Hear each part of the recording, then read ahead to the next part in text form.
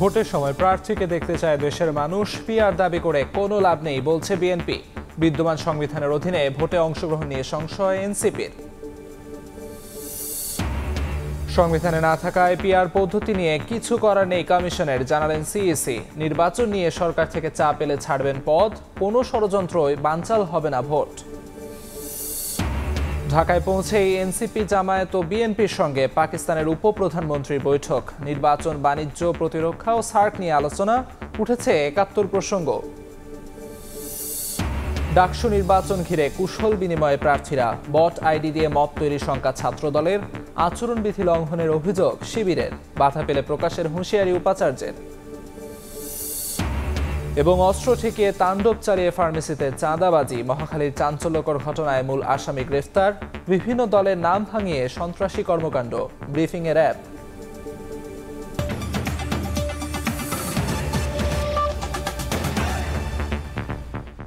প্রবেশের সময়ের সঙ্গে আছি আমি আমিরুল ইসলাম আলী। ভোটের সময় প্রার্থীকে দেখতে চায় দেশের মানুষ, তাই পিআর দাবি করে কোনো লাভ নেই বলে জানিয়েছেন বিএনপি নেতারা।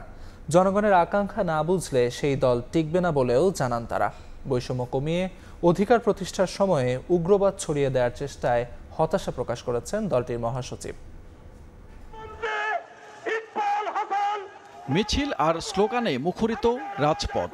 দীর্ঘ ৯ বছর পর জামালপুর জেলা বিএনপির সম্মেলনে বাড়তি উচ্ছ্বাস নেতাকর্মীদের।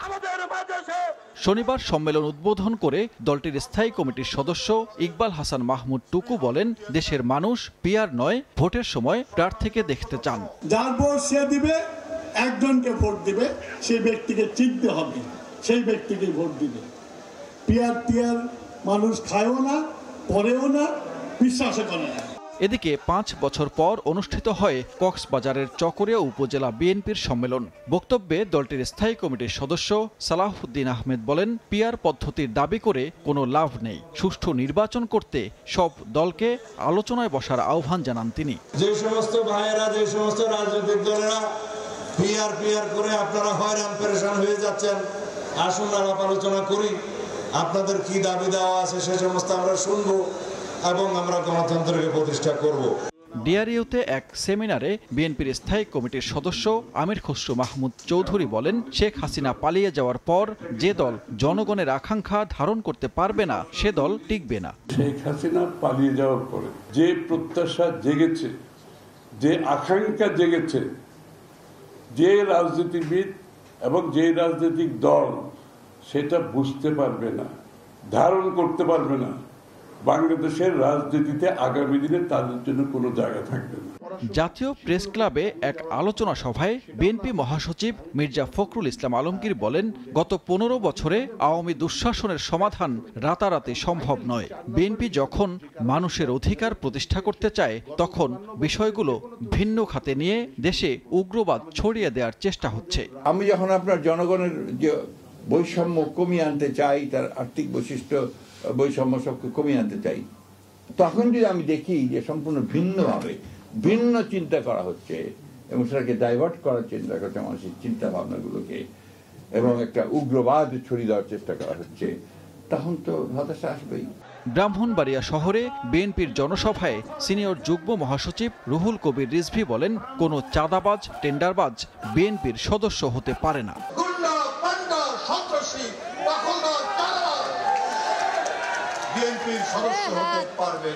সানবীর রূপল, সময় সংবাদ, ঢাকা। গণপরিষদ নির্বাচনের মাধ্যমে নতুন সংবিধান ছাড়া জুলাই সনদে সই করবে না এনসিপি। বিদ্যমান সংবিধানের অধীনে ভোট হলে অংশগ্রহণ নিয়েই সংশয় রয়েছে বলে জানিয়েছেন দলটির সদস্য সচিব আখতার হোসেন। এদিকে ঐকমত্য কমিশনের সদস্য বদিউল আলম মজুমদার জানিয়েছেন, জুলাই সনদের বাস্তবায়ন প্রক্রিয়া বের করতে বিশেষজ্ঞদের মতামত নিচ্ছে কমিশন। জুলাই সনদের খসড়া নিয়ে পর্যবেক্ষণ জানাতে দুপুরে বাংলা মোটরের কেন্দ্রীয় কার্যালয়ে সংবাদ সম্মেলন করে জাতীয় নাগরিক পার্টি এনসিপি, যাতে সনদ নিয়ে প্রতিক্রিয়া জানান দলটির নেতারা। এ সময় বিদ্যমান সংবিধানের অধীনে ভোট হলে তাতে এনসিপির অংশগ্রহণ নিয়ে সংশয় জানিয়ে দলটির সদস্য সচিব আখতার হোসেন বলেন, গণপরিষদ নির্বাচনের মাধ্যমে নতুন সংবিধান ছাড়া জুলাই সনদে স্বাক্ষর করবে না তার দল। জুলাই সনদের প্রস্তাবনাগুলো সেগুলোকে যদি সত্যিকার অর্থে বাস্তবায়ন করতে হয়, তাহলে গণপরিষদ নির্বাচনের মধ্য দিয়ে নতুন সংবিধান প্রণয়ন করাই একমাত্র সমাধান হিসেবে জাতির কাছে উপস্থাপিত হয়। যদি সরকার সামনে নতুন সংবিধানের বিষয়ে জুলাই সনদের বিষয়গুলোকে অপরিপূর্ণ রেখে সেটাকে বাস্তবায়ন না করে নির্বাচনের দিকে অগ্রসর হয়, সেই নির্বাচনে জাতীয় নাগরিক পার্টি অংশগ্রহণ করবে কিনা সে ব্যাপারে আমাদের এখনো পর্যন্ত আমাদের মধ্যে সংশয়ের জায়গা রয়েছে। এদিকে বিকেলে রাজধানীর মাতৃভাষা ইনস্টিটিউশনে জুলাই সনদ আকাঙ্ক্ষা ও বাস্তবায়ন শীর্ষক আলোচনা সভা করে বৈষম্য বিরোধী ছাত্র আন্দোলন, যাতে অংশ নিয়ে ৭২-এর সংবিধানে নয় জুলাই সনদের অধীনে নির্বাচন এবং শপথ আয়োজনের দাবি জানান বক্তারা। এই সনদের অধীনেই নির্বাচনটা আমাদেরকে বৈধতা দেওয়ার প্রশ্ন আসতে হবে, শুধু নির্বাচন না, শপথ ইনক্লুডিং। ৭২-এর সংবিধান এবং ৭৪ সংবিধানের অধীনের যে শপথের তর্ক আমরা গত বছর দেখেছি, ওই শপথে আমরা যেতে চাই না। জুলাই সনদের বিভিন্ন ধারা, বিভিন্ন প্রস্তাব সংবিধানের সাথে সাংঘর্ষিক হলে এটা প্রাধান্য পাবে। প্রাধান্য পায় কিভাবে? সংবিধান তো সর্বোচ্চ আইন, তাইলে এটা তো কনফ্লিক্টিং। আপনারা একটু সময় নিয়ে ভিশন 2030টা দেখতে পারেন, যেটা 2016 সালে বিএনপি চেয়ারপারসন দেশনেত্রী বেগম খালেদা জিয়া দিয়েছিলেন। আজকে আমরা যেগুলো নিয়ে আলাপ আলোচনা করছি প্রত্যেকটা সেখানে ডিটেলে দেওয়া আছে। অনুষ্ঠানে জাতীয় ঐকমত্য কমিশনের সদস্য বদিউল আলম মজুমদার বলেন, জুলাই সনদের বাস্তবায়ন প্রক্রিয়া বের করতে বিশেষজ্ঞদের মতামত নিচ্ছে কমিশন। কতগুলো মৌলিক সংস্কার আমরা অন্তর্ভুক্ত করার চেষ্টা করেছি, বাস্তবায়িত হলে বোঝা যাবে এটা সঠিক কিনা এবং এটা কার্যকর কিনা। তো এই নিয়ে আমরা এখন বিশেষজ্ঞদের মতামত দিচ্ছি। বিশেষজ্ঞদের মতামত ভিত্তিতে আমরা আশা করি যে আমরা একটা পথ খুঁজে পাবো যার মাধ্যমে এটা বাস্তবায়িত হবে। পেয়ার ও বিদ্যমান ব্যবস্থার দুটিতেই ভালো খারাপ রয়েছে জানিয়ে বদিউল আলম মজুমদার বলেন, কমিশনের পক্ষ থেকে উচ্চ কক্ষে পেয়ার এবং নিম্ন কক্ষে আসন সংখ্যার অনুপাত প্রস্তাব রাখা হয়েছে। রাজনৈতিক দল এবং রাজনৈতিক শক্তি। হাসান ওয়ালি, সময় সংবাদ, ঢাকা। ৩০০ আসনে এককভাবে প্রার্থী দিতে চায় জাতীয় নাগরিক পার্টি এনসিপি। তবে তার আগে সাংগঠনিক শক্তিমত্তা অর্জন করা দলটির মূল লক্ষ্য। আসন সমঝোতা বা জোট গঠনের সম্ভাবনাকে উড়িয়ে দিচ্ছেন না দলটির সদস্য সচিব আখতার হোসেন। সেক্ষেত্রে জাতীয় স্বার্থ এবং মতাদর্শ বিশ্লেষণ করে সিদ্ধান্ত নেওয়ার কথা বলছেন তিনি। হাসান ওয়ালির প্রতিবেদন। প্রধান উপদেষ্টা নির্বাচনের সুনির্দিষ্ট তারিখ ঘোষণার পর বেশিরভাগ দলই জোরেশোরে নেমেছে নির্বাচনী মাঠে। এরই মধ্যে সমমনাদের নিয়ে জোট গঠনের ঘোষণা দিয়েছে বিএনপি। ইসলামী দল এবং অন্যদের নিয়ে জোট গঠনের চেষ্টা করছে জামায়াত। শক্তির জানান দিতে এমন বহুমাত্রিক জোটের সমীকরণ যেমন চলছে, একই সঙ্গে প্রার্থীও ঘোষণা করছে কিছু দল। গণঅভ্যুত্থানে নেতৃত্ব দেওয়া তরুণদের দল জাতীয় নাগরিক পার্টি এনসিপিও চষে বেরিয়েছে সারা দেশ। জুলাই মাসব্যাপী জেলায় জেলায় পদযাত্রা করে সারা ফেলেছে দলটি। ৩রা আগস্ট শহীদ মিনারে দলীয় ইশতেহারও ঘোষণা করে এনসিপি। সংস্কার, বিচার, গণপরিষদ এবং নতুন সংবিধানের দাবিতে সরব তারা। নির্বাচন নিয়ে কিছুটা নিরুত্তাপ থাকায় আসন সমঝোতা কিংবা জোট গঠনের নানা গুঞ্জন রটছে এনসিপিকে নিয়ে। নাগরিক পার্টির এই নেতা বলছেন, ইস্যু ভিত্তিক আলোচনা হলেও কোনো দলের সঙ্গে নির্বাচন কেন্দ্রিক জোট কিংবা সমঝোতার সিদ্ধান্ত হয়নি। নিজস্ব শক্তিতে বলিয়ান হয়ে ৩০০ আসনে একক প্রার্থী দেওয়ার পরিকল্পনা এনসিপির। যত রাজনৈতিক দলের সাথে আমাদের বৈঠক হয়েছে, এই বৈঠকগুলো নির্দিষ্ট ইস্যু ভিত্তিক এবং ইস্যু ভিত্তিক আমরা মনে করি যে কারোর সাথেই মাঠের যোগসূত্র হতে পারে। আমরা নতুন দল, আমাদের নিজস্ব বৈশিষ্ট্য থাকা প্রয়োজন। এই নির্বাচনেও আমরা আমাদের যে ক্যাপাসিটি অনুযায়ী আমাদের ৩০০ আসনে আমরা প্রার্থী দেওয়ার জন্য প্রস্তুত। দলটির সদস্য সচিব আখতার হোসেন বলছেন, নিজস্বতা রক্ষা করে সাংগঠনিক কলেবর বৃদ্ধি এখন এনসিপির মূল লক্ষ্য। তবে জোট গঠনের সম্ভাবনা উড়িয়ে দিচ্ছেন না তিনি। জাতীয় স্বার্থ এবং মতাদর্শ বিশ্লেষণ করে সিদ্ধান্ত নেওয়ার কথা জানান আখতার। আমাদের স্বাতন্ত্র্য রক্ষা করে আমরা আমাদের সাংগঠনিক কলেবর বৃদ্ধিতে এখন কাজ করছি। আমরা চেষ্টা করছি সারা দেশের সব প্রান্তে যেন জাতীয় নাগরিক পার্টির বার্তা পৌঁছে যায়। যদি জোটের প্রয়োজনীয়তা তৈরি হয়, সেক্ষেত্রে বাস্তব পরিস্থিতি, দেশের প্রয়োজন, জাতীয় স্বার্থকে বিবেচনায় নিয়ে মতাদর্শগত বিষয়গুলোর বিশ্লেষণ করেই আমরা তখন হয়তো জোট গঠনের মতো পরিস্থিতি যদি তৈরি হয়, সেদিকে আমরা তখন অগ্রসর হতে পারি। নির্বাচন কমিশনে নিবন্ধনের জন্য প্রাথমিকভাবে যোগ্য বলে বিবেচিত হয়েছে এনসিপি। প্রতীক হিসেবে শাপলা চেয়েছে ২৪-এর গণঅভ্যুত্থানের প্রধান মুখ নাহিদ ইসলামের নেতৃত্বাধীন দলটি, যদিও এ বিষয়ে চূড়ান্ত সিদ্ধান্ত আসেনি। হাসান ওয়ালি, সময় সংবাদ, ঢাকা।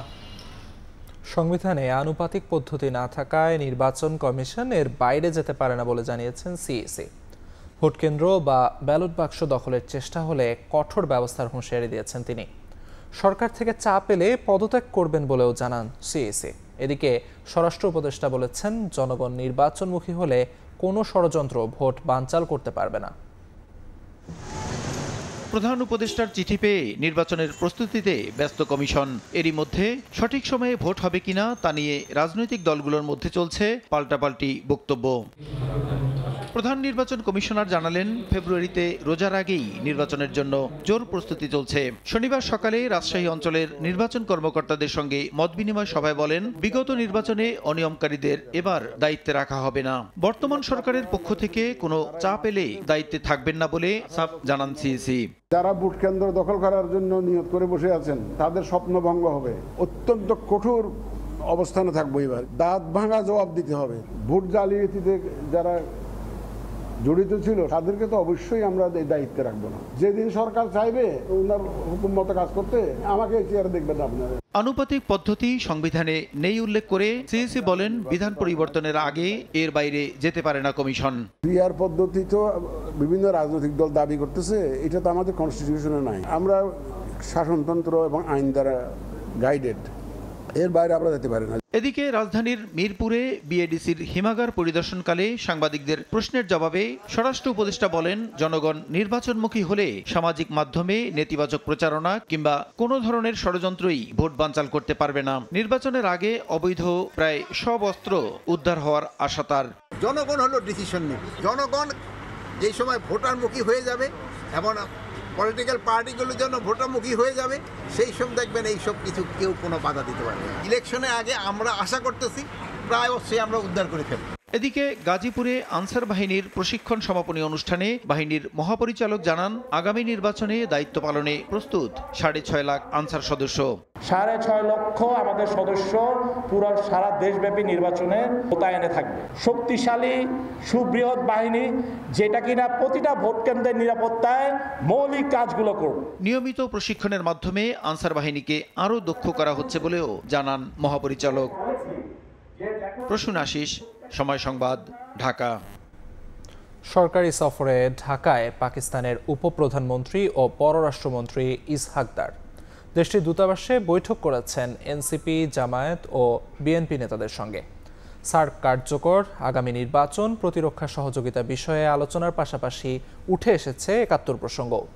রোববার প্রধান উপদেষ্টা ও বেগম খালেদা জিয়ার সঙ্গে সাক্ষাৎ করবেন পাকিস্তানের উপপ্রধানমন্ত্রী।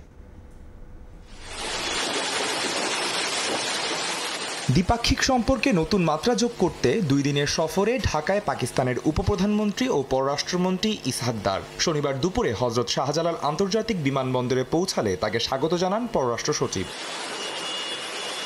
এদিন পাকিস্তান দূতাবাসের আমন্ত্রণে ইসহাক দারের সঙ্গে বৈঠক করে এনসিপি, জামাত ও বিএনপির প্রতিনিধি দল। বৈঠক শেষে নেতারা জানান, ভারতের বাধা এড়িয়ে সার্ক কার্যকরের উপায়, প্রতিরক্ষা সহযোগিতা, আগামী নির্বাচন ও ৭১-এর মুক্তিযুদ্ধ নিয়ে আলোচনা হয়েছে। আমরা তাদেরকে বলেছি ৭১ ইস্যুটা দ্রুত সলভ করা উচিত। তারা বলেছে তারা এটাতে অগ্রগামী। গোটা দক্ষিণ এশিয়ায় আমরা যেসব প্রতিবেশী দেশগুলো রয়েছে তাদের মধ্যকার সম্পর্ক হবে ভ্রাতৃত্বের, এবং তাদের মধ্যে কোনো ধরনের হেজিমনি, কোনো ধরনের আগ্রাসন, কোনো ধরনের আধিপত্যবাদী মানসিকতা থাকবে না। আমরা বলেছি যে সমস্ত আনসেটেলড ইস্যুস আছে সেগুলো যেন খুবই কনজেনিয়াল অ্যাটমসফিয়ারে এটা দ্রুত শেষ করা দরকার। রোববার প্রধান উপদেষ্টা ও পররাষ্ট্র উপদেষ্টার সঙ্গে বৈঠকে 2 দেশের সরকারি ও কূটনৈতিক পাসপোর্টধারীদের ভিসা বিলোপ সহ 5-6টি চুক্তি ও সমঝোতা স্মারক সই হওয়ার কথা রয়েছে। এদিকে বেগম খালেদা জিয়ার সঙ্গে সাক্ষাৎ করবেন পাকিস্তানের উপপ্রধানমন্ত্রী। আদনান তুর্য, সময় সংবাদ, ঢাকা। ডাকসু নির্বাচন ঘিরে শিক্ষার্থীদের সঙ্গে কুশল বিনিময়ে ব্যস্ত বিভিন্ন প্যানেলের প্রার্থীরা।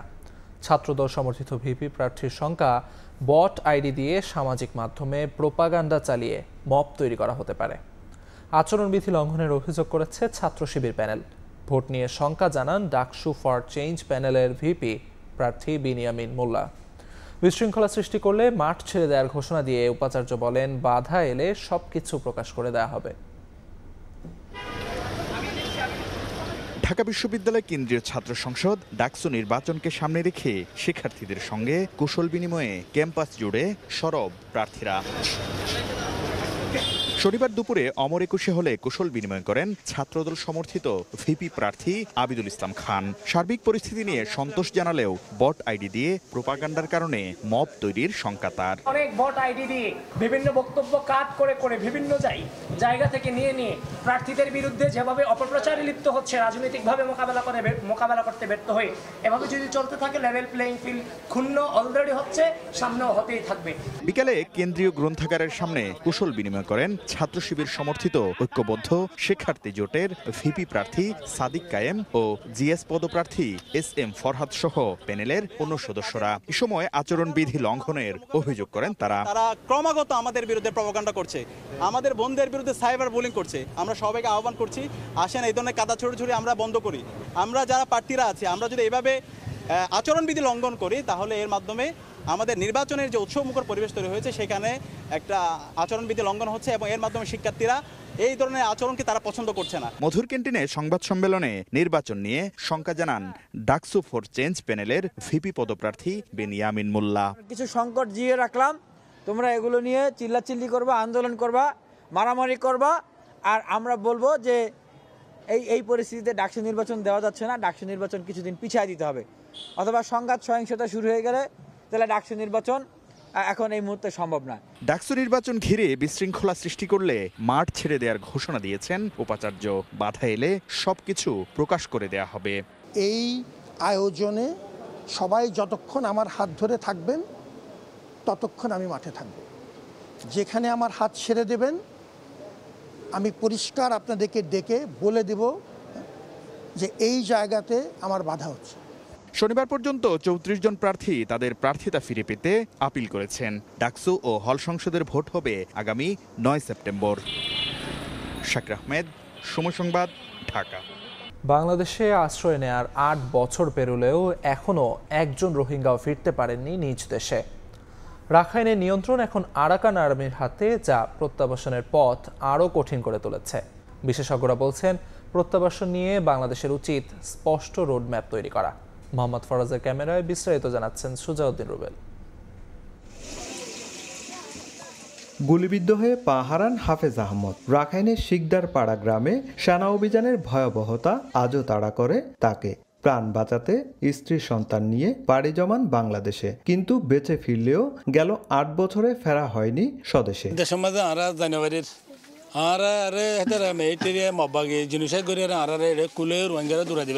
হাফেজ আহমেদের মতো লাখো রোহিঙ্গার আস্থা নেই আর স্বদেশে ফেরা নিয়ে।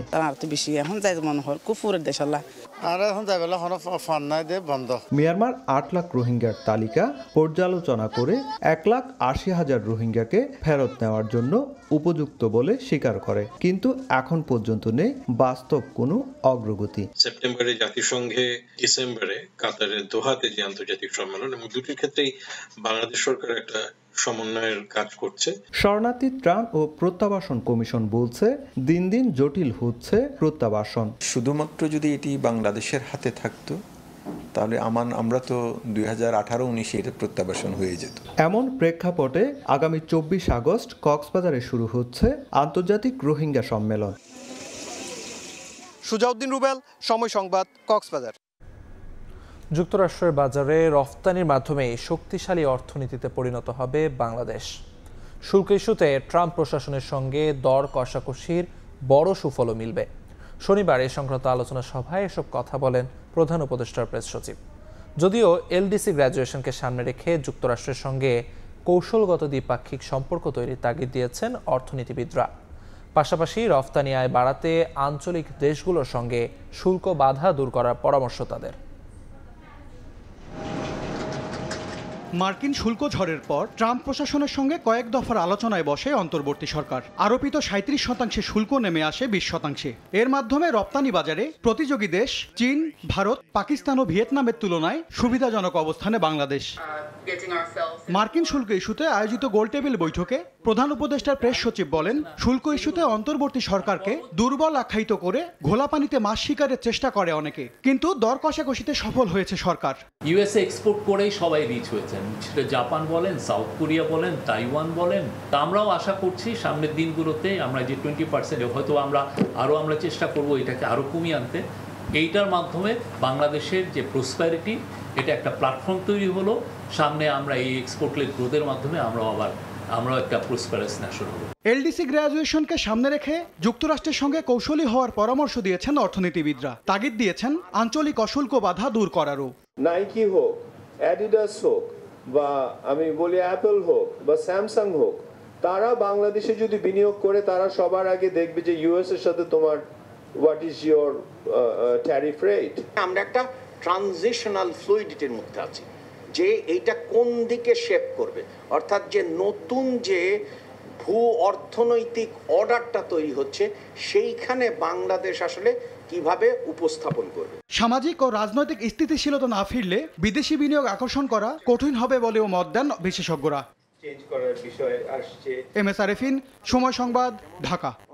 বৈদ্যুতিক শর্ট সার্কিট থেকে ফ্রিজের কম্প্রেসার বিস্ফোরণে মুহূর্তেই ছিন্ন ভিন্ন হয়ে যায় সবকিছু। নারায়ণগঞ্জের সিদ্ধিরগঞ্জে আগুনে দগ্ধ হয়েছেন নারী শিশুসহ একই পরিবারের 9 জন।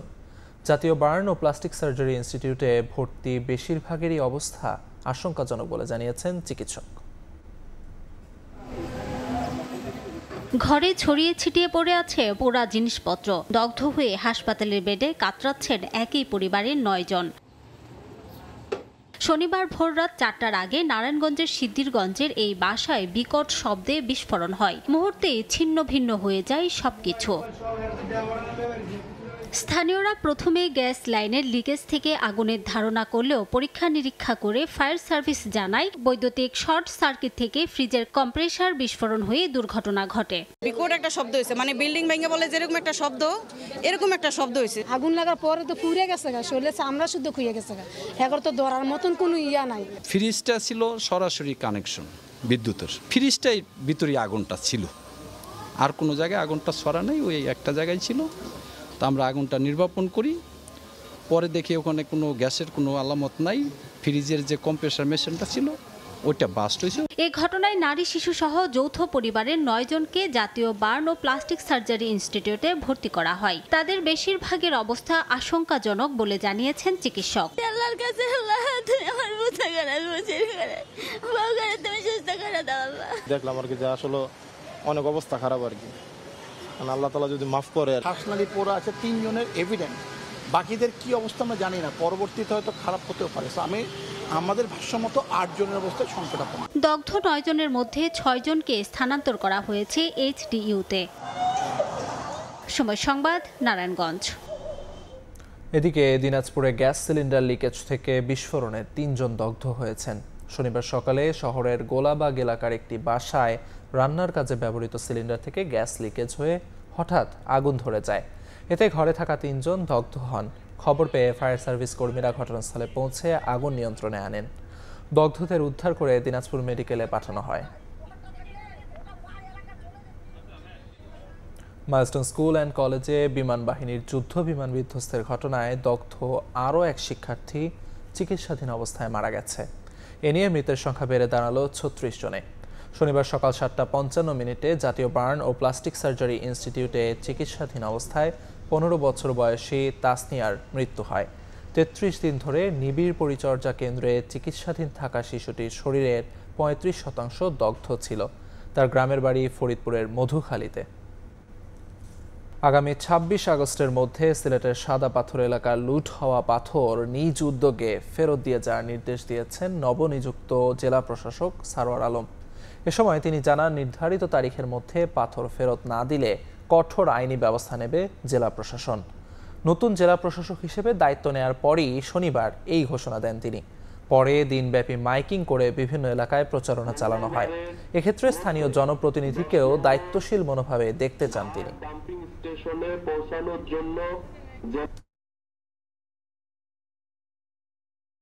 এখনো তো অনেকের কাছে পাথরগুলো আছে, তো যাদের কাছে পাথর আছে এটা স্বেচ্ছায় নিজ দায়িত্বে নিজের ব্যবস্থা করে নিজে ট্রাক ধরে উৎসমুক্ত রেখে আসবে গোলাগঞ্জে। যদি এই 26 তারিখের মধ্যে যদি আপনার না থাকে, মানে না করে এইটা 26 তারিখের পরে আমরা যাদেরকেই পাবো, যার কাছে পাবো, মামলা হবে, জেলহাজত হবে। গাইবান্ধার সুন্দরগঞ্জে মাওলানা ভাসানী সেতুর বিদ্যুৎ সংযোগের তার চুরির ঘটনায় মামলা করা হয়েছে। শনিবার রাতে সেতুর সিকিউরিটি ইনচার্জ নূর আলম বাদী হয়ে সুন্দরগঞ্জ থানায় মামলা করেন। বিষয়টি নিশ্চিত করে জেলা এলজিইডির নির্বাহী প্রকৌশলী উজ্জ্বল চৌধুরী জানান, মামলায় কারো নাম উল্লেখ করা হয়নি, তবে 5,10,000 টাকার সংযোগ তার চুরি করার কথা বলা হয়েছে। এর আগে গত 20 আগস্ট সেতুটির আনুষ্ঠানিক উদ্বোধন করা হয়। পরদিন সেতু কর্তৃপক্ষ বিদ্যুৎ সংযোগ দিতে গেলে তার চুরির বিষয়টি নজরে আসে।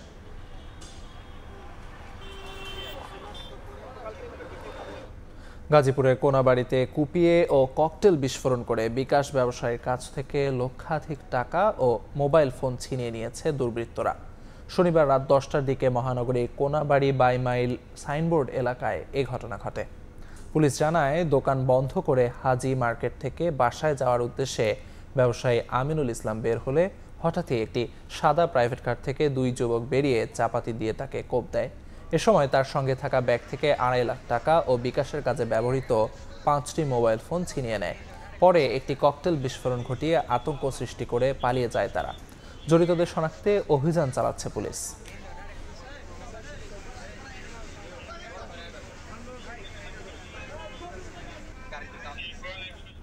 পাবনা সদরে পূর্ব বিরোধের জেরে ইউনিয়ন যুবদল নেতাকে হত্যার অভিযোগ উঠেছে প্রতিপক্ষের বিরুদ্ধে। এ ঘটনায় আহত হয়েছেন আরও একজন। পুলিশ জানায়, উপজেলার গয়েশপুরে মাদক ব্যবসা নিয়ে ইউনিয়ন যুবদলের যুগ্ম সাধারণ সম্পাদক মেহেদি মাসুদ পাভেল মোল্লার সঙ্গে স্থানীয় একদল যুবকের দীর্ঘদিন ধরে বিরোধ চলছিল। এরই জেরে শনিবার রাতে ইসলামপুর ব্রিজের কাছে তাদের মধ্যে কথা কাটাকাটি হয়। এক পর্যায়ে পাভেল ও তার চাচাতো ভাই ইমরানকে কুপিয়ে জখম করে প্রতিপক্ষ। পরে স্থানীয়রা তাদের উদ্ধার করে হাসপাতালে নিলে চিকিৎসক পাভেলকে মৃত ঘোষণা করেন। এদিকে ইমরানের অবস্থা আশঙ্কাজনক হওয়ায় তাকে রাজশাহী মেডিকেল কলেজ হাসপাতালে পাঠানো হয়েছে।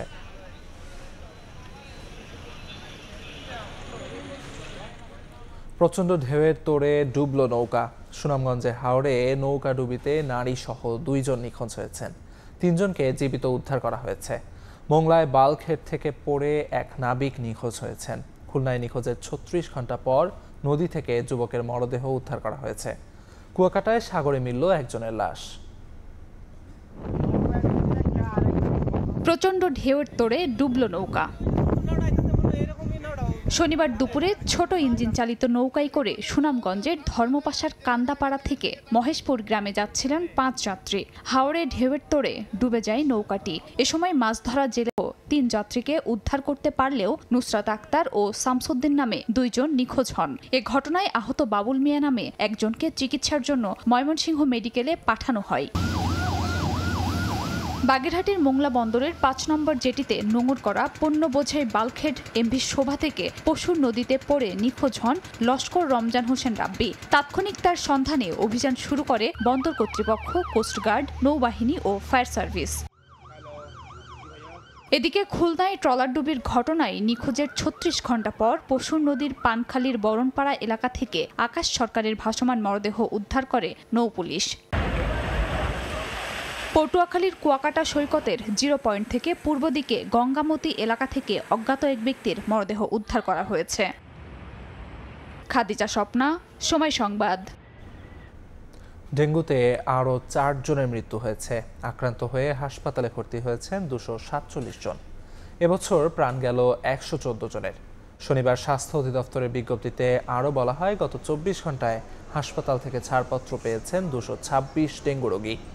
এবছরে 23 আগস্ট পর্যন্ত ডেঙ্গু আক্রান্ত হয়েছেন 28,202 জন। এর মধ্যে 59.2% পুরুষ ও 40.8% নারী। চিকুনগুনিয়ার প্রকোপের জন্য চট্টগ্রাম নগরীর 20টি এলাকা হটস্পট হিসেবে চিহ্নিত করা হয়েছে। সেই সঙ্গে 5টি এলাকা অতি ঝুঁকিপূর্ণ হিসেবে ধরা হয়েছে। চিকুনগুনিয়ায় আক্রান্ত 70% রোগী এসব এলাকার বাসিন্দা। মশক নিধন সহ প্রয়োজনীয় ব্যবস্থা নিতে সিটি কর্পোরেশনকে চিঠি দিয়েছে সিভিল সার্জন। পার্থপ্রতিম বিশ্বাসের রিপোর্ট। চট্টগ্রামে প্রতিনিয়ত বাড়ছে চিকুনগুনিয়ায় আক্রান্ত রোগীর সংখ্যা। উপসর্গ নিয়ে কেউ রক্ত পরীক্ষা করলেই পাওয়া যাচ্ছে এ ভাইরাসের অস্তিত্ব। এমন পরিস্থিতিতে নগরীর 20টি এলাকায় সবচেয়ে বেশি চিকুনগুনিয়া রোগী শনাক্ত হওয়ার তথ্য উঠে এসেছে সিভিল সার্জন কার্যালয়ের জরিপে। আক্রান্ত রোগীদের মধ্যে 70% এসব এলাকার বাসিন্দা। এজন্য এলাকাগুলোকে চিকনগুনিয়ার হটস্পট হিসেবে চিহ্নিত করা হয়েছে। এর মধ্যে হালিশহর, আগ্রাবাদ, বন্দর, সদরঘাট, ডবলমুরিং এলাকাকে অতি ঝুঁকিপূর্ণ এলাকা হিসেবে চিহ্নিত করা হয়েছে। এরই মধ্যে দ্রুত প্রয়োজনীয় ব্যবস্থা নিতে চট্টগ্রাম সিটি কর্পোরেশনকে চিঠি দিয়েছে সিভিল সার্জন। এন্টোমোলজিস্টের পক্ষ থেকে আমরা গবেষণা করেছি, জরিপ চালিয়েছি। আমরা জরিপের মধ্যে এই এলাকাগুলো হটস্পট, এই এলাকাগুলোকে উচ্চ ঝুঁকিপূর্ণ এলাকা হিসেবে আমরা চিহ্নিত করেছি। বলেছি এই সমস্ত এলাকাগুলোতে আপনারা ক্রাশ প্রোগ্রাম বেশি ক্রাশ প্রোগ্রাম করেন। এমন পরিস্থিতিতে আতঙ্কিত নগরবাসী। মশক নিধন কার্যক্রম আরো জোরালো করার আহ্বান তাদের। জ্বর, কাশি এবং হাতের মধ্যে লাল লাল হয়ে গেছে। সবারই হচ্ছে, এটা নিয়ে তো আতঙ্কিত। খুব খারাপ ছিল, তো ভালো ছিল না। আমি শিশু হসপিটালে ছিলাম। চিকুনগুনিয়া যেহেতু বেড়ে গেছে, অবশ্যই মশা ওষুধ মারা খুবই জরুরি। সিটি মেয়র বলছেন নতুন মশার ওষুধ দিয়ে প্রতিটি ওয়ার্ডে মশক নিধন কার্যক্রম চলছে। আমাদের এই রিসার্চটা চলছে, তারা আমাকে রিসার্চ পেপারটা সাবমিট করবে। ওই সাবমিশনের প্রেক্ষিতে আমরা আসলে ব্যাপক আকারে একটা ভালো উদ্যোগ নিতে পারবো, যেটা উদ্যোগ নিলে হয়তো আগামী বছর এর প্রকোপটা কমে আসবে। রোগতত্ত্ব, রোগ নিয়ন্ত্রণ ও গবেষণা ইনস্টিটিউটের এক গবেষণায় মশার ঘনত্বের সর্বোচ্চ অস্তিত্ব মিলেছে চট্টগ্রাম নগরের আগ্রাবাদে 134.62%। বাড়ছে বিমা কোম্পানি নিবন্ধন নবায়ন ফি, কিন্তু কত বাড়ছে তা নিয়েই চলছে আলোচনা, দর কষাকষি। 1 টাকা থেকে বাড়িয়ে 5 টাকা করার প্রস্তাব বিমা উন্নয়ন ও নিয়ন্ত্রণ কর্তৃপক্ষ ইডরার। শিল্পের স্বার্থ সুরক্ষায় ফি কিছুটা বাড়ানোর যৌক্তিকতা দেখছে বিমা কোম্পানি মালিকদের সংগঠন বিআইএও। তবে 5 গুণ করার বিপক্ষে শক্ত অবস্থান তাদের। এদিকে নিবন্ধন নবায়ন ফি না বাড়িয়ে বিমা গ্রাহক পরিসর বাড়িয়ে ইডরার আয় বাড়ানোর পরামর্শ অর্থনীতিবিদদের। কামরুল হাসান সবুজের রিপোর্ট। বিমা খাতের সংস্কার অত্যন্ত জরুরি। বিমা সেক্টরে সুশাসনের তীব্র অভাব রয়েছে, অনেক প্রতিষ্ঠানই ঝুঁকিতে আছে। ফাইন্যান্সিয়ালি ও ইডরা একটা দুর্বল প্রতিষ্ঠান। ইডরা যদি দুর্বল হয়ে যায় তাহলে কিন্তু আমাদের এই সেক্টরটা কিন্তু দুর্বল হয়ে যাবে। নিয়ন্ত্রক সংস্থার মতোই দুর্বল হয়ে পড়ছে বিমা খাতের সম্ভাবনা। ইডরার তথ্য, দেশে 36টি জীবন বিমা কোম্পানির মধ্যে গেল মার্চ প্রান্তিকে গ্রাহকের বিমা দাবির 100% টাকা পরিশোধ করেছে মাত্র 4টি প্রতিষ্ঠান। 11টি কোম্পানি দিয়েছে 91 থেকে 99% অর্থ, আর দাবি টাকার 80 থেকে 90% শোধ করেছে 6টি প্রতিষ্ঠান। বাকি 15টির মধ্যে 7টি কোম্পানি পরিশোধ করেছে 10%-এরও কম। এমন অবস্থার মধ্যেই বিমা কোম্পানির নিবন্ধন নবায়ন ফি বাড়িয়ে 1005 টাকা করতে চায় এ খাতের নিয়ন্ত্রক সংস্থা ইডরা। ইডরার পক্ষে কোনো রকমে বেতন ভাতা দিতে পারছি, কোনো রকমে একটা অফিস রান করতে পারছি। আর্থিক সচ্ছল হওয়ার জন্য আমরা নিবন্ধন নবায়ন ফি বর্তমানে আছে 100 টাকায় 10 পয়সা, এটাকে 100 টাকায় 50 পয়সা করার জন্য প্রস্তাব দিয়েছি। প্রস্তাবের পক্ষে যুক্তিও রয়েছে সংস্থাটির। জনবল ও দক্ষতার ঘাটতি দূর করে ডিজিটাল সেবা নিশ্চিত করা, নজরদারি বাড়ানো, অ্যাকচুরিয়াল ও ইন্স্যুরেন্স ম্যানেজমেন্ট ইনস্টিটিউট স্থাপন ও পরিচালনায় দরকারি ব্যয় বহন করতে চায় নিজেরাই। আমাকে 50 পয়সা যদি দেওয়া হয় 100 টাকায়, তাহলে সব ব্যয় নির্বাহ করতে পারবো। বিমা খাতের দুর্বলতা কাটাতে নিবন্ধন নবায়ন ফি কিছুটা বাড়ানোর যৌক্তিকতা দেখছে এ খাতের কোম্পানিগুলোর মালিকদের সংগঠন বাংলাদেশ ইন্স্যুরেন্স অ্যাসোসিয়েশনও। তবে তা অবশ্যই 5 টাকা নয়। তারা এখন আমাদেরকে বর্তমানে যেই টাকাটা চার্জ করতেছেন, এটা আমাদের জন্য অত্যন্ত বোঝা, এটা আমাদের পক্ষে আসলে দেওয়া সম্ভব হবে না। আবার ইডরাকে যদি আমরা বাঁচিয়ে না রাখি, ইডরা যদি দুর্বল হয়ে যায়, যারা অনৈতিক কর্মকাণ্ড করে তারা কিন্তু এই সময়ের ফাঁকে কিন্তু দেখবেন যে অনেক কিছু একটা টাকা নিয়ে তারা কিন্তু আজকে পালিয়ে যাবে। তাহলে কত হতে যাচ্ছে বিমা নিবন্ধন নবায়ন ফি? দুপক্ষই এই প্রশ্নের উত্তর মেলাতে চায় আলোচনার টেবিলে। কিভাবে কি করা যেতে পারে এটা আমরা খুব শীঘ্রই বসে আমরা একটা ওভারকাম করবো। কোনো কিছুই তো পাথরে খোদিত নয়। আমরা 50 পয়সা চেয়েছি, বর্তমানে 10 পয়সা আছে, আগে 35 পয়সা ছিল। নিবন্ধন ফি যেন গ্রাহকের ঘাড়ে বাড়তি বোঝা না চাপায় তা বিবেচনায় রাখার পরামর্শ অর্থনীতিবিদদের। হরিজন্টালি এটা এক্সপানশন করতে হবে, মানুষ আরও যেন এখানে আসে। কিন্তু আপনি যদি নিবন্ধন ফিটা বাড়িয়ে দেন তাহলে তো মানুষ আসবে না, কম আসবে। ব্যাংক, শেয়ার বাজারে বড় ধরনের সংস্কার কার্যক্রম হাতে নেওয়া হলেও অনেকটাই যেন উপেক্ষিত বিমা খাত, এমন পর্যবেক্ষণ শিল্প সংশ্লিষ্টদের। কামরুল হাসান সবুজ, সময় সংবাদ, ঢাকা। ভরা মৌসুমেও চড়া ইলিশের দাম আসছে না সাধারণ মানুষের নাগালে। খুচরা বিক্রেতা ও আড়তদারদের দাবি, জেলেরা পর্যাপ্ত মাছ না পাওয়ায় বাজারে সরবরাহ কম, তাই উচ্চ মূল্যে কিনতেই বাধ্য হচ্ছেন ক্রেতা। বিশেষজ্ঞরা বলছেন, পানি দূষণ ও অসময়ে ধরার কারণে কমছে ইলিশের প্রজনন, কমছে বাজারে সরবরাহ। অন্তরা সেনের রিপোর্ট। বেশি, আমাদের দ্বারা সম্ভব না এত দাম দিয়ে ইলিশ মাছ খাওয়া। এত দাম দিয়ে সাধারণ মানুষ খাওয়ার মতো সম্ভব হয়? ইলিশের দাম সবসময়ই চওড়া, কমতে আমি দেখি না এর মধ্যে। ভরা মৌসুমেও ইলিশের আকাশ ছোঁয়া দামে এভাবেই ক্ষোভ প্রকাশ করেন ক্রেতারা। অনেকটা তিক্ত অভিজ্ঞতায় সুস্বাদু এই মাছ না কিনেই ফিরে যান বাজারে আসা অনেক ক্রেতা। গেল বছর যে ওজনের ইলিশের দাম ছিল 1500 থেকে 1600 টাকা, এবার সেই মাছ বিক্রি হচ্ছে 2500 থেকে 3000 টাকায়। 1 কেজিরও কম ওজনের মাছ 2300 টাকা কেজি কিনতে হচ্ছে। খুলনার থেকে এখানে দামের ডিফারেন্স কমপক্ষে 4 থেকে 450 টাকা পার কেজি। বেশ দরদাম করে 2300 টাকা দিয়ে 900 গ্রামের এক পিস ইলিশ কিনেছেন এই ক্রেতা। 2220 টাকা দিয়ে কেনা এই মাছের সব খরচ বাদ দিয়ে বিক্রেতার লাভ মাত্র 50 টাকা। এমন দাবি করে খুচরা ব্যবসায়ী বলছেন দাম বাড়তির বাজারে বেচা বিক্রিতেও মন্দায় পড়েছেন তারা। আমরা তো মাছ বিছে পাই না, দাম দিয়ে কিনে আনতো। আরো দেখলে আমরাও মাছটা কম পাই। ব্যবসা দামের জন্য খারাপ, দাম কম তো ব্যবসা ভালো হইতো। বর্ষা মৌসুমেও কেন চড়া ইলিশের দাম? কারওয়ান বাজারের আড়তদাররা জানান পর্যাপ্ত মাছ মিলছে না জেলেদের জালে, তাই চাহিদা মতো যোগান না থাকায় বেশিরভাগ ভোক্তার নাগালে আসছে না ইলিশের দাম। নদীতে মাছ না, এই জন্য দাম একটু বেশি। 1 কেজি 1200-1300 গ্রাম, এটা 2400 টাকা কেজি। 1.5 কেজি 2700-2800, 1 কেজি এটা হলো আমরা 2200 টাকা কেজি।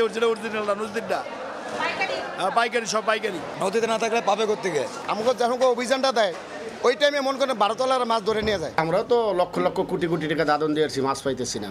কিন্তু যেই বর্তমানে 10 লাখ 15 লাখ টাকার মাছ বেচবো, হ্যাঁ 4 লাখ 5 লাখ টাকার মাছ বেচি।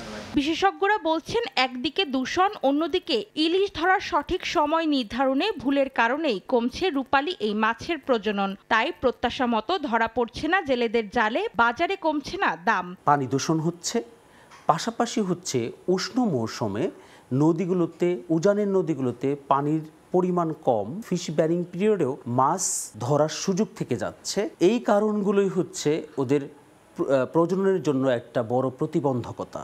দেশে ইলিশের উৎপাদন সংকট কাটাতে ভারত ও বাংলাদেশে একই সময়ে নিষেধাজ্ঞা দেওয়ার দাবি মৎস্য বিশেষজ্ঞদের। অন্তরা সেন, সময় সংবাদ, ঢাকা। যুক্তরাষ্ট্রের নিউ ইয়র্কে ভয়াবহ বাস দুর্ঘটনায় শিশুসহ নিহত হয়েছেন 5 জন। শুক্রবার দুপুরে পর্যটকবাহী বাসটি নায়াগ্রা জলপ্রপাত থেকে নিউ ইয়র্ক শহরে ফেরার পথে বাফেলোর কাছে দুর্ঘটনা ঘটে। চালক সহ 52 জন যাত্রী ছিলেন বাসে। পুলিশের ধারণা দ্রুত গতির কারণেই এ দুর্ঘটনা ঘটে। নিউ ইয়র্ক থেকে হাসানুজ্জামান সাকির রিপোর্ট। নিউ ইয়র্কে ভয়াবহ বাস দুর্ঘটনা। বাফেলোর পূর্ব দিকে পেমব্রুক শহরের কাছে মহাসড়কে উল্টে আছে পর্যটকবাহী ট্যুর বাস। নিউ ইয়র্ক স্টেট পুলিশ জানায় শুক্রবার দুপুর 1:45টার দিকে দুর্ঘটনার খবর পেয়ে ঘটনাস্থলে ছুটে আসেন তারা। উদ্ধার অভিযানের নামে হেলিকপ্টার, অ্যাম্বুলেন্স, ফায়ার সার্ভিস ও আইন শৃঙ্খলা রক্ষাকারী বাহিনী। ঘটনাস্থলে ভিড় করেন স্থানীয় বাসিন্দারা। তারা জানান দুর্ঘটনায় শিশুসহ বেশ কয়েকজন নিহত হয়েছেন, তবে জীবিত আছেন বাসের চালক। গুরুতর অবস্থায় আহতদের স্থানীয় হাসপাতালে নেওয়া হয়েছে। পুলিশের মুখপাত্র জেমস ও ক্যালেঘান সংবাদ সম্মেলনে জানান পেমব্রুক শহরের কাছে I-90 মহাসড়কে এই দুর্ঘটনা ঘটে। বাসটি ড্রাইভার সহ 52 জন পর্যটক নিয়ে নায়াগ্রা জলপ্রপাত থেকে নিউ ইয়র্ক শহরে ফিরছিল। পুলিশের ধারণা দ্রুতগতির কারণে নিয়ন্ত্রণ হারিয়ে পাশের খাদে পড়ে উল্টে যায় বাসটি। দুর্ঘটনার পর মহাসড়কের দুদিকেই যান চলাচল বন্ধ হয়ে যায়। বিকল্প পথে চলাচলের নির্দেশনা দেয় নিউ ইয়র্ক ট্রান্সপোর্ট অথরিটি। আমার পিছনে new York state police, fire service, EMS, helicopter ছাড়াও বিভিন্ন পুলিশ সংস্থা থেকে কর্মীরা কাজ করছেন। অনেক লোককে এরি কাউন্টি মেডিকেল সেন্টারে, স্ট্র মেমোরিয়াল হাসপাতালে নিয়ে যাওয়া হচ্ছে। কিন্তু আমি যেমন বলেছি, এটি একটি চলমান ঘটনা, আমাদের কাছে সব উত্তর নেই। উদ্ধার কর্মীরা জানান বাসটিতে বেশিরভাগ যাত্রী ছিল ভারতীয়, চীনা ও ফিলিপিনো, যাদের মধ্যে অনেকেই শিশু। নিউ ইয়র্কের গভর্নর কেতি হুকুল বলেন উদ্ধার অভিযানের পাশাপাশি দুর্ঘটনার কারণ অনুসন্ধান চলছে। হাসানুজ্জামান সাকি, সময় সংবাদ, নিউ ইয়র্ক, যুক্তরাষ্ট্র।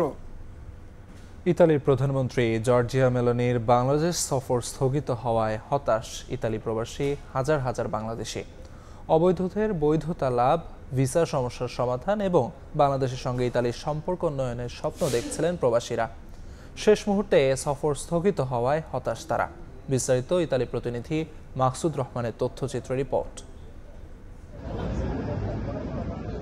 চলতি আগস্টে 30 ও 31 তারিখ বাংলাদেশে সফরের কথা ছিল ইতালির প্রধানমন্ত্রী জর্জিয়া মেলোনির। এতে আশায় বুক বেঁধেছিলেন হাজার হাজার প্রবাসী বাংলাদেশি ও ইতালির ভিসা প্রত্যাশীরা। তবে ইউক্রেন রাশিয়া যুদ্ধের সর্বশেষ পরিস্থিতির জন্য মেলোনি তার সফর স্থগিত করেন বলে জানায় দেশটির পররাষ্ট্র মন্ত্রণালয়। এতে হতাশ দেশটিতে বসবাসরত হাজার হাজার প্রবাসী বাংলাদেশি। হতাশার অন্যতম কারণ ইতালিতে বর্তমানে প্রায় 45,000 বাংলাদেশি অবৈধভাবে বসবাস করছেন। অন্যদিকে স্পন্সর ভিসায় ইতালি যাওয়ার জন্য বাংলাদেশের ইতালি দূতাবাসে প্রায় 20,000 ভিসার আবেদন নিষ্পত্তির অপেক্ষায় আছে দীর্ঘদিন। ঢাকায় প্রধান উপদেষ্টা ডক্টর মোহাম্মদ ইউনুস ও ইতালির প্রধানমন্ত্রী জর্জিয়া মেলোনির আলোচনায় বিষয়গুলো গুরুত্ব পাবে বলে আশা করেছিলেন ইতালি প্রবাসীরা। মেলোনির সফর স্থগিত হওয়ায় হতাশ তারা। দুঃখের বিষয়, আমাদের এই জর্জিয়া মেলোনির সফর ক্যান্সেল হওয়াতে আমরা ইতালি বসবাসরত প্রায় 45,000 অবৈধ বাংলাদেশি আমরা হতাশ হয়েছি। আশা করি অচিরেই এই সফর হবে বাংলাদেশে। আমাদের বাংলাদেশে প্রায় 20,000 পাসপোর্ট আটকে রয়েছে, ভিসা হচ্ছে না। আমরা আশাবাদী ছিলাম যে জর্জিয়া মেলোনি বাংলাদেশে গেলে এটা দ্রুত সমাধান করবে। আমাদের প্রধান উপদেষ্টা ডক্টর ইউনুস বা যাদের আলোচনার মাধ্যমে এটা সমাধান করবে। ইতালি বাংলাদেশের অর্থনীতির গুরুত্বপূর্ণ অংশীদার। দেশটিতে প্রায় 2.5 লাখের বেশি প্রবাসী বাংলাদেশি বসবাস করেন। টানা পঞ্চমবারের মতো দেশটিতে বাংলাদেশিরা সবচেয়ে বেশি রেমিটেন্স প্রেরণকারী হিসেবে জায়গা করে নিয়েছে। বাংলাদেশ ও ইতালির ব্যবসায়িক লেনদেন বছরে প্রায় $3,500 মিলিয়ন বেশি, যা দিন দিন আরও বাড়ছে। তাই ইতালি প্রবাসীরা অবৈধদের বৈধকরণ এবং ঢাকায় আটকে থাকা ভিসা সমস্যার সমাধানে জরুরি পদক্ষেপ গ্রহণ করার আহ্বান জানান বাংলাদেশ সরকারকে। সময় সংবাদ, ইতালি। সৌদি আরবে প্রথমবারের মতো প্রবাসী কর্মীদের জন্য চালু হচ্ছে পেনশন ব্যবস্থা। সৌদি নাগরিকদের পাশাপাশি অভিবাসী কর্মীদের জন্য থাকছে পেনশন ও সঞ্চয় কর্মসূচি। আইএমএফ এর প্রতিবেদনে বলা হয়েছে, public pension and savings program নামে পরিচিত এই প্রকল্পের আওতায় বিদেশি কর্মীরাও সৌদি নাগরিকদের পাশাপাশি অন্তর্ভুক্ত হবেন। আরিফুর রহমানের প্রতিবেদন। সৌদি আরবে কর্মরত প্রবাসীদের জন্য খুলছে নতুন সম্ভাবনার পথ। এবার তারা তাদের আয়ের একটি অংশ সরাসরি সৌদিতে সঞ্চয় ও বিনিয়োগের সুযোগ পাবেন। সেই পথই খুলে দিচ্ছে public pension and savings program. 2025 সালের প্রথম প্রান্তিকেই সৌদি আরবের সামাজিক বীমা ব্যবস্থায় নিবন্ধিত কর্মীর সংখ্যা ছিল প্রায় 1,28 লাখ, যার মধ্যে প্রায় 77% বিদেশি প্রবাসী শ্রমিক। নতুন এই কর্মসূচিকে অর্থনীতির জন্য ইতিবাচক বলে মনে করেন সৌদি আরবের অর্থনীতিবিদরা। তাদের মতে এটি যেমন প্রবাসীদের ব্যক্তিগত সঞ্চয় বাড়াবে, তেমনি দেশের আর্থিক ব্যবস্থাও আরো স্থিতিশীল হবে। একই সঙ্গে আইএমএফ বলছে, এই উদ্যোগের ফলে সৌদি আরবের অভ্যন্তরীণ সঞ্চয় বাড়বে এবং দেশের বাইরে অর্থ পাঠানোর প্রবণতা কিছুটা কমবে। এই উদ্যোগকে সাধুবাদ জানিয়েছে বাংলাদেশি ব্যবসায়ীরা। তাদের মতে এই কর্মসূচি একদিকে ভবিষ্যৎ সুরক্ষা নিশ্চিত করবে, অন্যদিকে নিজ দেশের রেমিটেন্স প্রবাহ বজায় রাখতে সহায়তা করবে। তারা বিনিয়োগকারী হয়েছে, তারা যেমন সামাজিকভাবে এখানে তাদের মান বৃদ্ধি পেয়েছে, তেমন সৌদি আরবের অর্থনীতিকে তারা স্বাবলম্বী করেছেন এবং অর্থনীতিকে তারা ডেভেলপ করতেছে এবং নিজের অর্থনীতিভাবে তারা অনেকটাই স্বাবলম্বী হয়েছেন এবং বাংলাদেশকে তারা রেমিটেন্সের মাধ্যমে দেশকে উন্নত করতেছে। সৌদি আরবের অর্থ মন্ত্রণালয়ের তথ্য অনুযায়ী 2024 সালে বিদেশি শ্রমিকরা দেশে পাঠিয়েছেন 144.2 বিলিয়ন সৌদি রিয়াল, যা আগের বছরের তুলনায় 14% বেশি। গত এক দশকে রেমিটেন্সের পরিমাণ পৌঁছেছে প্রায় 1.43 ট্রিলিয়ন রিয়াল। আরিফুর রহমান, সময় সংবাদ, সৌদি আরব। বিশ্বের সবচেয়ে বড় মেট্রো নেটওয়ার্কের শহর জাপানের রাজধানী টোকিও। প্রতিদিন কোটি মানুষ এই পরিবহনের ওপর নির্ভরশীল। সময়ানুবর্তিতা ও আধুনিক প্রযুক্তির কারণে এটি বিশ্বজুড়ে দৃষ্টান্ত হয়ে উঠেছে। প্রযুক্তি জাপান সেই শৃঙ্খলার বড় উদাহরণ হলো এখানকার মেট্রো রেল ব্যবস্থা। প্রতিদিন কোটি কোটি মানুষ নির্ভর করে এই গণপরিবহনের উপর। দেশটির মেট্রো শুধু যাত্রী পরিবহনের মাধ্যম নয়, এটি নিজেই একটি সিস্টেম অফ ডিসিপ্লিন। লন্ডন বা নিউ ইয়র্কের মেট্রোর তুলনায় টোকিও মেট্রোর সময়ানুবর্তিতা অনেক বেশি, আর সেবার দিক থেকে এটি অনেক বেশি ব্যবহার বান্ধব এবং নির্ভরযোগ্য। শুধু টোকিওতেই রয়েছে 13টি সাবওয়ে লাইন ও 285টি স্টেশন। স্টেশনগুলোর মাঝে রয়েছে শক্তিশালী সংযোগ, যাতে খুব সহজেই একদিক থেকে আরেক দিকে পৌঁছানো যায়। এছাড়া রয়েছে সম্পূর্ণ ইলেকট্রনিক টিকিটিং সিস্টেম। সুইকা বা পাসমো কার্ড ছোঁয়ালেই স্বয়ংক্রিয়ভাবে খুলে যায় গেট। এতে বাঁচে সময়, বাড়ে সুবিধা। ট্রেনে উঠলে চোখে পড়ে আরও চমক, শান্ত পরিবেশ, পরিচ্ছন্ন আসন এবং যাত্রীদের সুসংগত আচরণ। কেউই উচ্চস্বরে কথা বলে না, বই কিংবা মোবাইল ফোনে চোখ রেখে নীরবে যাত্রা উপভোগ করেন।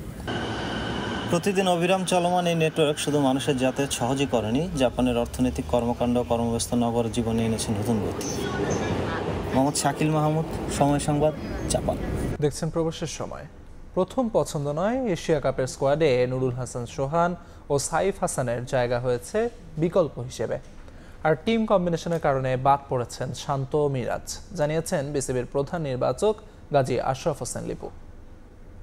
জাকির আলীর একটা আঘাত পেয়েছিল শ্রীলঙ্কা সিরিজে, সো দ্যাট সেই ব্যাকআপের ক্ষেত্রে আমরা এই মুহূর্তেই তাকে সেরা মনে করছি। সাইফ হাসানকে আমরা দিকে চোখ ছিল এবং এবার তাকে অন্তর্ভুক্ত করা হয়েছে নাম্বার 4-এ। খেলার একটা ভালো capable batsman, at the same time প্রয়োজনে তিনি উপরেও যদি কোনো পরিস্থিতির সৃষ্টি হয় তাহলে তিনি দলের জন্য ওপেন করার সক্ষমতা রাখেন। আমরা জিসানের দিকে নজর রাখছি। I think he need to take little bit of time to be matured and get ready for international cricket. আমরা এ পর্যায়ে শীর্ষ সংবাদগুলো জানিয়ে দিচ্ছি আরেকবার। ভোটের সময় প্রার্থীকে দেখতে চায় দেশের মানুষ, পিআর দাবি করে কোনো লাভ নেই বলছে বিএনপি। বিদ্যমান সংবিধানের অধীনে ভোটে অংশগ্রহণ নিয়ে সংশয় এনসিপির। সংবিধানে না থাকায় পিআর পদ্ধতি নিয়ে কিছু করার নেই কমিশনের, জানালেন সিইসি।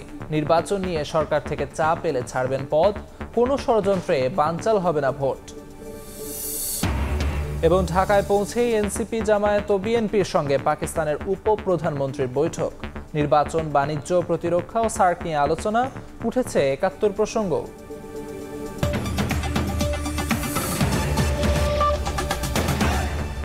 এই ছিল প্রবাসের সময়। সঙ্গে থাকুন সময়ের।